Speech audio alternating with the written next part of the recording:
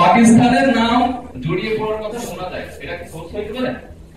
প্রথম আলো কিছু করতে পারুক আর না পারুক, ব্যালেন্সটা খুব ভালো করছে। তারা নিউজ করছে ঢাকায় পাকিস্তানি অপতৎপরতা, ফ্যাসিস্ট হাসিনা যখন তার রেজিম কন্টিনিউ করতেছে উইথ দা পিওর ফ্যাসিজম, তখন নিউজ করতে প্রথম আলো দেখেন, তাদের সোর্স দেখেন।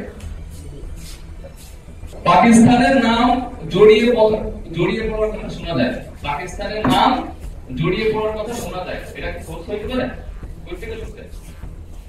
আমি বলছি আমার অমুক ভাই হত্যা করছে, এমন একটা অভিযোগ দিচ্ছে, উনি হত্যা করছে, আমার প্রমাণ দিতে হবে না?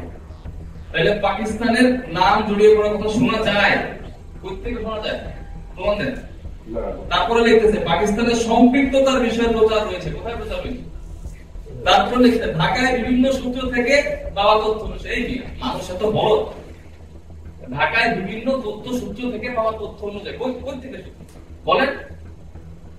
তারপরে বলে মনে করেছে সংশ্লিষ্ট সূত্রগুলো, নাটকীয়তার একটা লিমিটেশন তো থাকতে হবে। আমরা তো গণমাধ্যমে এইসব পড়ি নাই, এগুলো তো কোনো সংবাদ সোর্স হতে পারে না। বলে মনে করেছে সংশ্লিষ্ট সূত্রগুলো, কারা মনে করেছে ভাই? বাংলাদেশের লক্ষ লক্ষ মানুষের পত্রিকা পড়ে, তারা যে ভারতীয় ন্যারেটিভ উৎপাদন করতে চায় এটা পরিষ্কার। তারা করেছে পুরো ফ্যাসিজম, আওয়ামী ফ্যাসিজম, ফ্যাসিস্ট রেজিমে, আমরা জানি। তারপরে এখন এগুলো করছে। তারপর দেখেন সরকারি সংস্থাগুলো মনে করেছে, সরকারি সংস্থা ভাই কি মনে করেছে আমাকে কি এটা বলবে, নাকি ওই সরকারি সংস্থার কোনো গবেষণা পত্র এটা আমাকে দিবেন?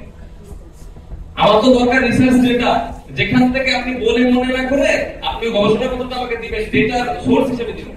বলে মনে করেছে, তারপর আবার কি লেখে? বলে বিভিন্ন সূত্রের খবরে জানা গেছে। এই হচ্ছে তাদের সাংবাদিকতা, এই হচ্ছে তাদের গণমাধ্যমের জানা। ধন্যবাদ সবাইকে। তো পরিশেষে আমি এই কথাই বলতে চাচ্ছি, প্রথম আলো তাদের এই ন্যারেটিভ, ভারতীয় আধিপত্যবাদের ন্যারেটিভ যদি বন্ধ না করে অচিরেই কঠোর হস্তে দমন করা হবে। আমার বাংলাদেশের মানুষের গণমাধ্যমের স্বাধীনতার জন্য আমরা তো পিছনে হয়েছি, আমরা জীবন বাজি রেখে জুলাই মাঠে নেমেছি। আমরা বেঁচে ফিরবো কিনা এটা জানতাম না, আল্লাহ তাআলা বাঁচিয়েছেন।